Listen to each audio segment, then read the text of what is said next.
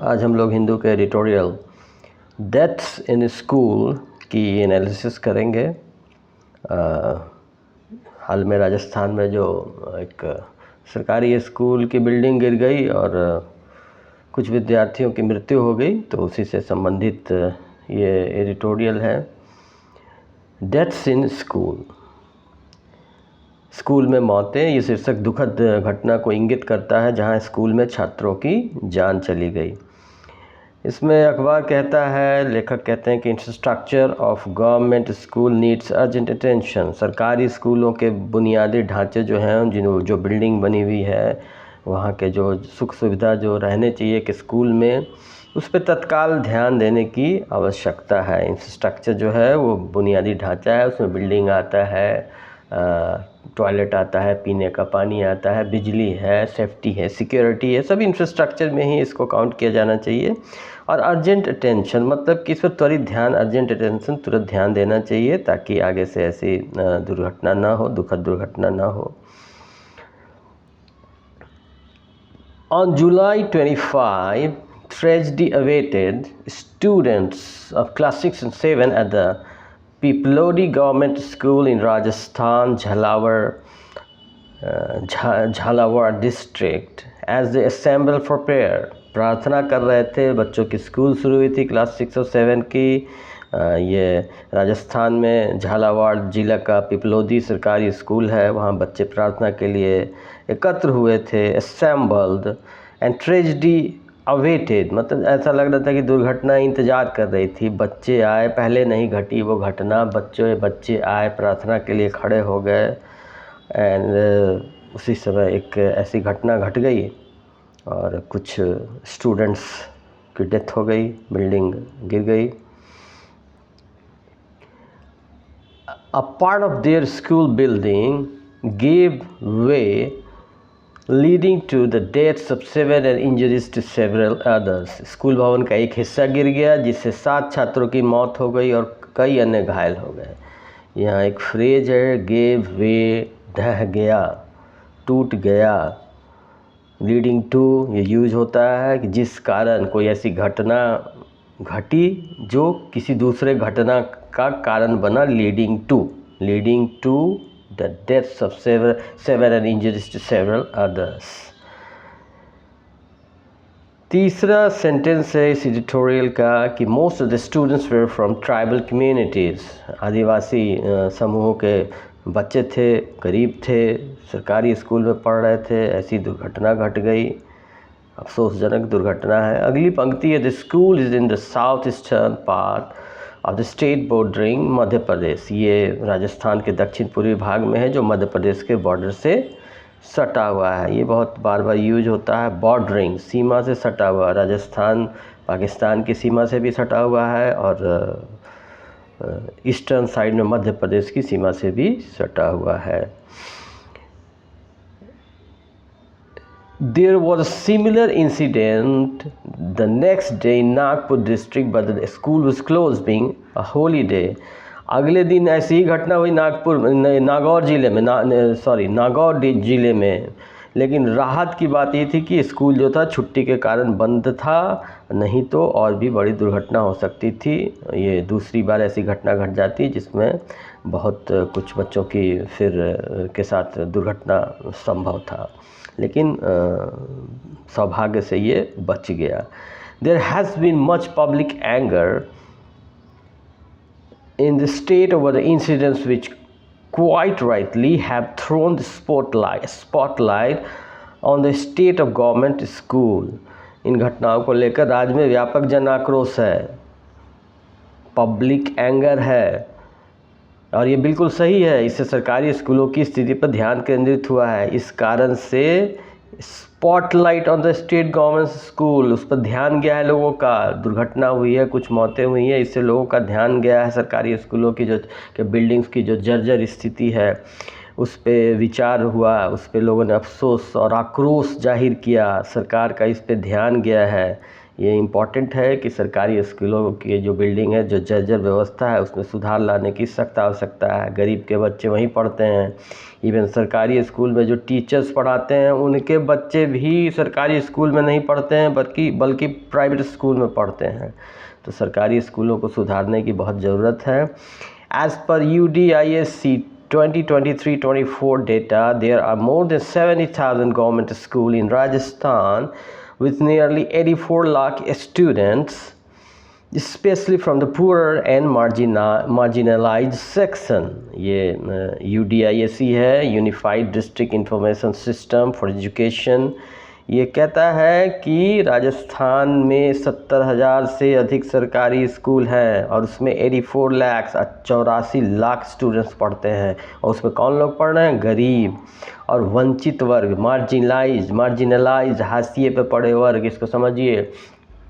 वंचित वर्ग हैं जिनको बेसिक फैसिलिटी नहीं मिलती है। राजस्थान में बहुत ऐसे सारे ट्राइब हैं जिनके पास न ज़मीन है, न रहने का ठिकाना है। वो लोग खाना बदोश की तरह इधर उधर घुमंतू भी जनजातियां हैं, उसमें नट जैसे कई वहाँ जनजातियां रहती हैं। बहुत गरीब हैं, मार्जिनलाइज्ड हैं, ख़त्म हो रही हैं, आबादी घटती जा रही है। वैसे लोगों को संरक्षण देने की ज़रूरत है, उनके बच्चों को शिक्षा की ज़रूरत है। और उन लोगों के साथ ऐसी घटनाएं घट जाती हैं क्योंकि वो सरकारी स्कूल अफोर्ड नहीं कर प्राइवेट स्कूल्स अफोर्ड नहीं कर सकते हैं, सरकारी स्कूल में पढ़ते हैं और वहाँ ऐसी दुर्घटना हो जाए कि पढ़ने और मिली मौत। तो इस पे सरकार को ध्यान देना चाहिए। Of these, some 8,000 schools have been estimated by the Education Department to be in poor condition. अब ये जो बता रहे हैं कि ये जो 70,000 स्कूल हैं, इसमें 8,000 स्कूलों की स्थिति बहुत ख़राब है, पुअर कंडीशन में है।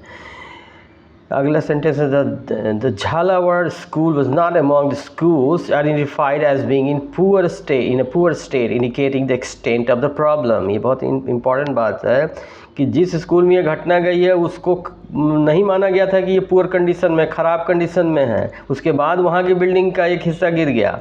तो आप बताइए 70,000 स्कूल जो है, इसमें सिर्फ 8,000 स्कूलों की ही स्थिति नहीं ख़राब है। ये नंबर ऑफ़ स्कूल 20,000 भी हो सकते हैं, 25,000 भी हो सकते हैं। और राजस्थान में इस साल जिस तरह से बारिश हो रही है, जिस तरह से वहाँ एक आपदा मची हुई है, तो उसके लिए वो वहाँ के स्कूल्स और वहाँ के कंडीशन, वहाँ के एडमिनिस्ट्रेशन प्रिपेयर्ड नहीं है। तो इस पे विचार करना होगा। एक्सटेंट ऑफ द प्रॉब्लम, समस्याओं की व्यापकता, मतलब ये बहुत लार्ज स्केल पे पूरे स्टेट में फैला हुआ है ये स्कूलों की जर्जर स्थिति। इस पे विचार करना चाहिए सरकार को।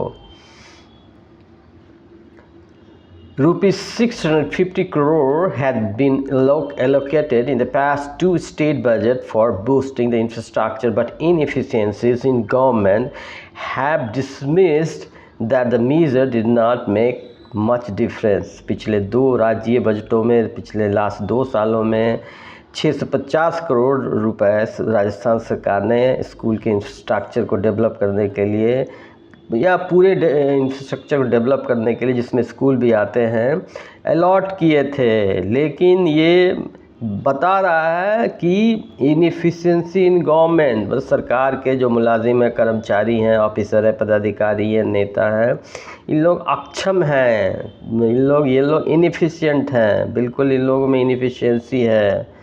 बस अपना काम निकलना चाहिए, अपने बच्चे प्राइवेट स्कूल में पढ़ें और गरीबों और आदिवासियों के बच्चों का क्या होगा वो भगवान भरोसे चल रहा है। तो इसी से रिलेटेड लेखक आर्टिकल एडिटर में लिखते हैं कि ये बहुत पैथेटिक कंडीशन है, बहुत बुरी स्थिति है और कोई ख़ास फ़र्क नहीं पड़ा 650 करोड़ रुपए देने के बावजूद। Fixing the infrastructure of government school should be priority for the states Bharatiya Janata party government. Direct editor जो है सरकार को दोष दे रहे हैं, वहाँ की राज्य सरकार को, जो भारतीय जनता पार्टी की सरकार है, और कहते हैं कि ये प्रायोरिटी होनी चाहिए, प्राथमिकता दी जानी चाहिए कि नहीं भाई, बच्चों को अच्छा बिल्डिंग, अच्छा भवन, अच्छी पढ़ाई, अच्छा इंफ्रास्ट्रक्चर मिले स्कूल में, और ये प्रायोरिटी होनी चाहिए क्योंकि आज जो बच्चे हैं वही भविष्य के देश के नागरिक बनेंगे। अगला सेंटेंस है The tragedy in Rajasthan should serve as a wake-up call across India, given the current policy defocus on government-owned education institution. ये कह रहा है कि घटना भले राजस्थान में हुई है, लेकिन ये वेकअप कॉल है, चेतावनी है, ये पूरे देश के लिए चेतावनी है। सिर्फ राजस्थान ही को बदनाम नहीं करना है, पूरे देश के हर राज्यों में ऐसी स्थिति है। सरकारी स्कूलों की बहुत जर्जर स्थिति है, बच्चे भय में पढ़ाई कर रहे हैं। जैसे ही नेचुरल कैलामिटी होती है, मानसूनी आपदा आती है, तेज़ बारिश होती है, आंधी तूफान आता है, तो सरकारी स्कूल के बिल्डिंग के में पढ़ रहे बच्चों की जान जो है वो खतरे में पड़ सकती है। और इसको कहा जा रहा है कि जो करंट पॉलिसीज़ है सेंट्रल गवर्नमेंट की, हर स्टेट की, उसमें प्रायोरिटी नहीं दिया जा रहा है, ध्यान हटाया जा रहा है, डी फोकस हो रहा है, फोकस नहीं दे रहे हैं ये लोग, जबकि फोकस देना चाहिए। लेखक का यही कहना है। The National Education Policy 2020 had called for an immediate increase in spending on education for some 4.6% of GDP to 6%, identifying one-time spend on infrastructures as the lead priority besides identifying other sector for a boost in support. राष्ट्रीय शिक्षा नीति 2020 कह रही है कि जो GDP है देश का, उसका जो 4.6% जो एजुकेशन पे खर्च हो रहा है उसको 6% कीजिए, बढ़ाइए, 1.5% बढ़ाइए।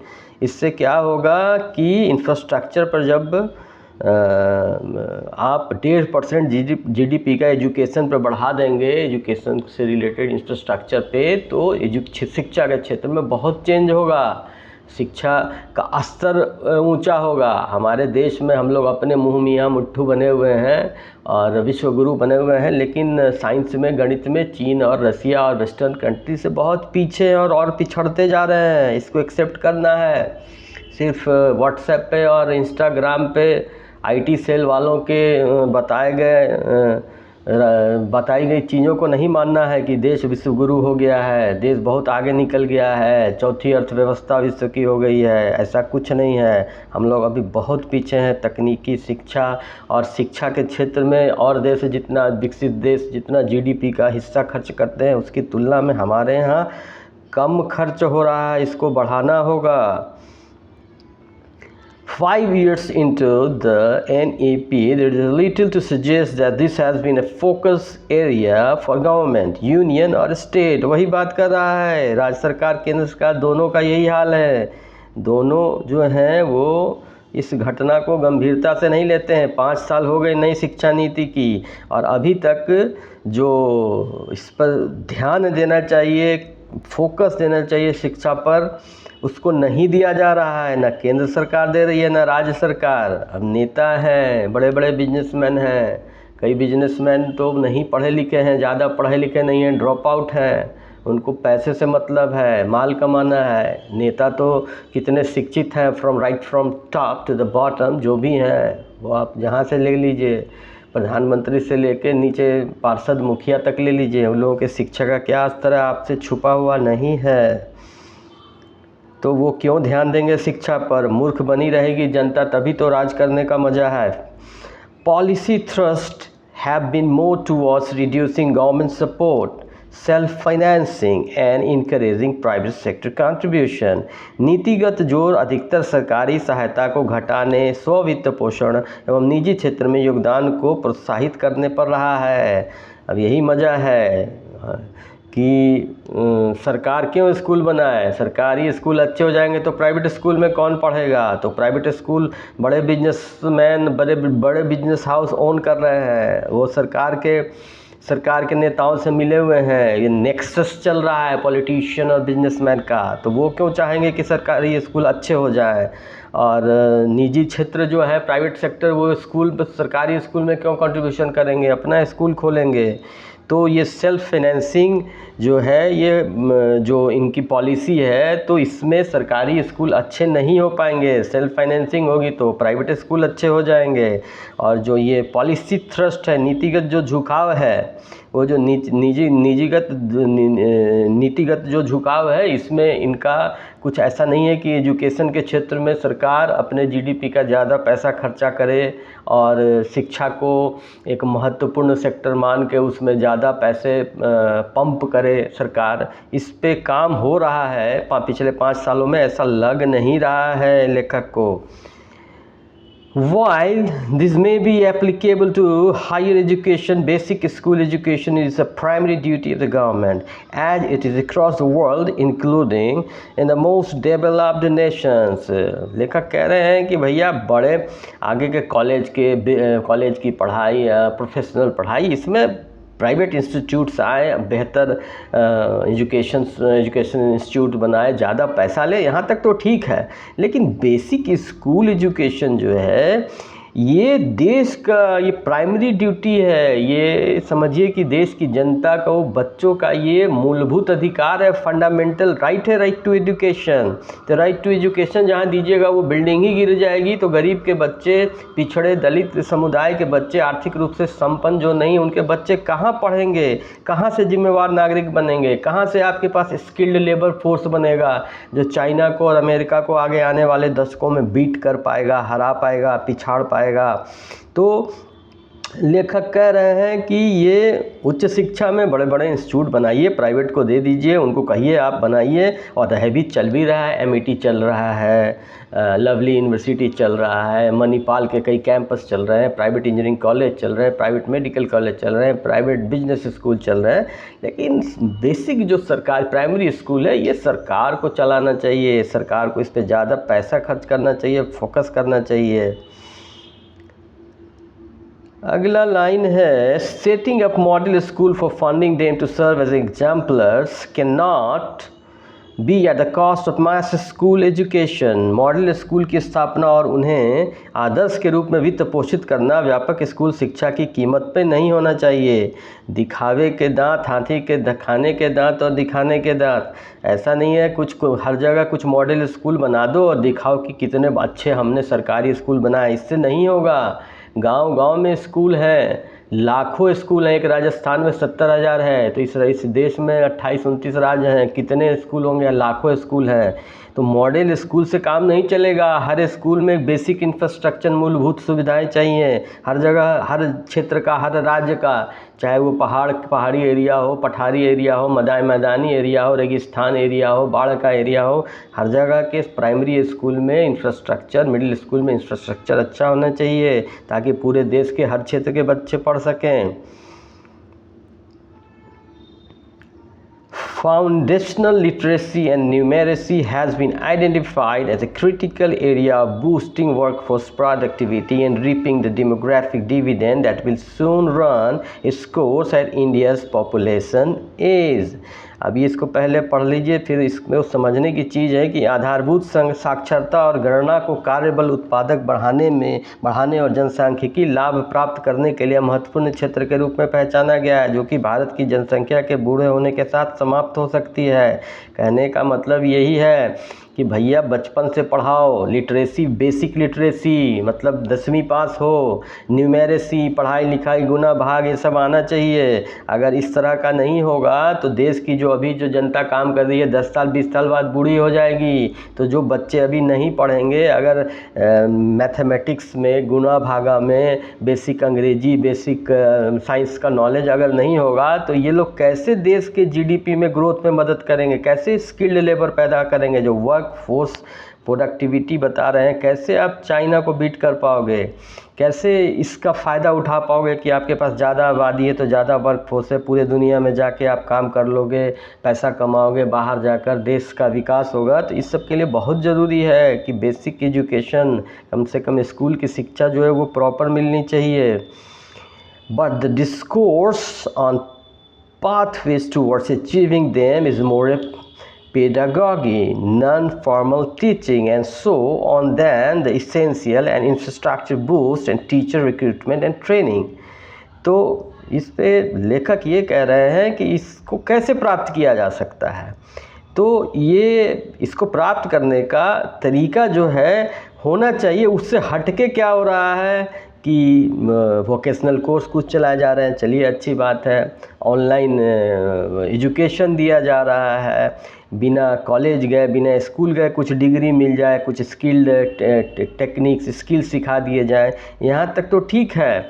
लेकिन स्कूलिंग के शिक्षा के लिए, स्कूल तक के शिक्षा के लिए इंफ्रास्ट्रक्चर में सुधार, अच्छे स्किल्ड टीचर जैसे प्राइवेट स्कूल में रहते हैं वैसे अच्छे स्किल्ड टीचर की भर्ती, उसकी प्रॉपर ट्रेनिंग होनी चाहिए, इस पे विचार विमर्श होना चाहिए, डिस्कोर्स ये होना चाहिए। पेडागॉगी एक शिक्षण पद्धति जो है, जो लकीर के फ़कीर जो सैकड़ों साल से हमारी शिक्षा पद्धति चल रही है, वो मॉडर्न डेज़ में पूरे वर्ल्ड के जो रिच कंट्रीज़ हैं या फास्ट ग्रोइंग कंट्रीज़ हैं उनको compete करने के लिए, बीट करने के लिए एजुकेशन के बेसिक इंफ्रास्ट्रक्चर एजुकेशन का ट्रेंड टीचर ये बहुत ज़रूरी है, ऐसा लेखक कहते हैं।